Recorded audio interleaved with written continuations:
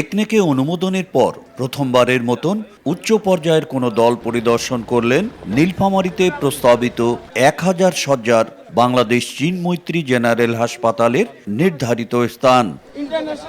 গত শুক্রবার হাসপাতালের স্থান পরিদর্শন করে দলপ্রধান জানান, জটিল রোগের সংখ্যা, চিকিৎসার জন্য বিদেশে গমন ও আকাশ, সড়ক, রেলপথের উন্নত যোগাযোগ ব্যবস্থার কারণেই নীলফামারীকে প্রাধান্য দেওয়া হয়েছে।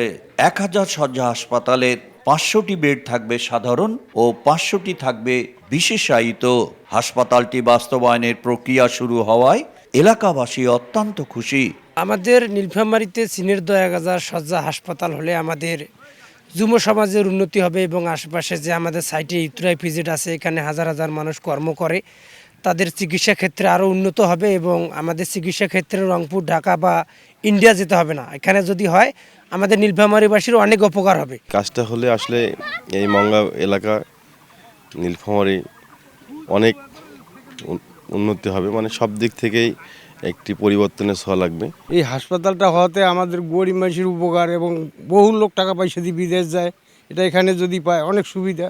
আমরা এই যে নীলফামারীবাসী, অবহেলিত এলাকা, গরিব এলাকা, মহঙ্গা এলাকা, এখানে যদি আমাদের এই মেডিকেলটা হয়, এই এলাকার লোক অনেক সুবিধা পাবে এবং দূর দূরান্ত থেকে যারা আজকে হয়তো ইন্ডিয়ায় যায়, মাদ্রাজে যায়, তারা এই ইয়ার থেকে রেহাই পাবে। হাসপাতালের পরিদর্শন রিপোর্ট আগামী 16 তারিখের মধ্যে প্রধানমন্ত্রীর কার্যালয়ে জমা দেওয়া হবে।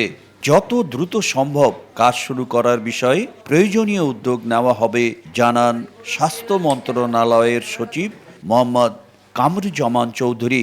জায়গাটুকু আমরা সরজমিনে দেখেছি। আমাদের মাননীয় প্রধানমন্ত্রীর দপ্তর থেকে একটি কমিটি গঠন করে দিয়েছে এবং কমিটির কিছু টিওআর নির্ধারণ করে দিয়েছে। সেই টিওআর মোতাবেক আমরা কমিটি দুইটি মিটিং করেছি। এখন আমরা ফিজিক্যালি এই এলাকাটা আমরা দেখতে এসেছি।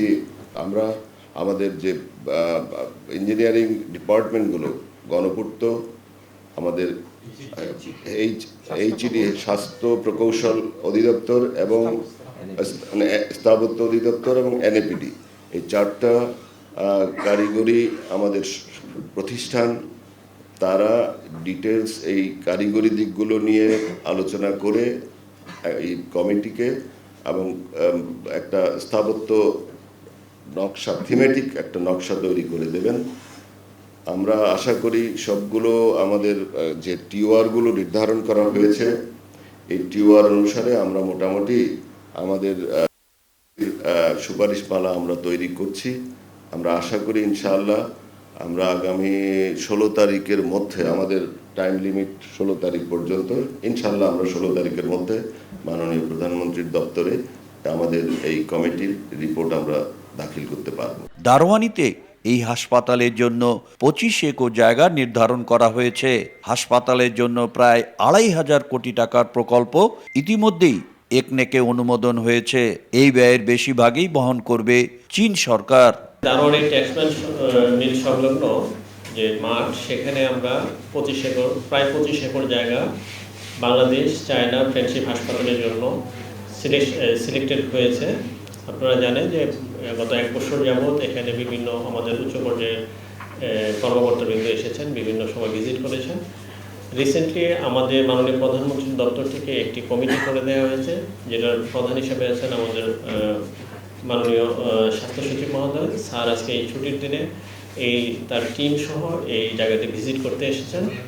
স্যার এসেছেন যে আমরা যেই বর্ণনাগুলো দিয়েছিলাম সেগুলো কতটুকু এখানে সুন্দরভাবে করা যাবে এবং প্রাথমিক যে নকশা প্রণয়ন করা হয়েছে সেটা এখানে কীভাবে বাস্তবায়ন করা যায় সে বিষয়ে ওনারা এই কমিটি একটি রিপোর্ট দিবেন খুব শীঘ্রই প্রধানমন্ত্রীর কার্যালয়ে।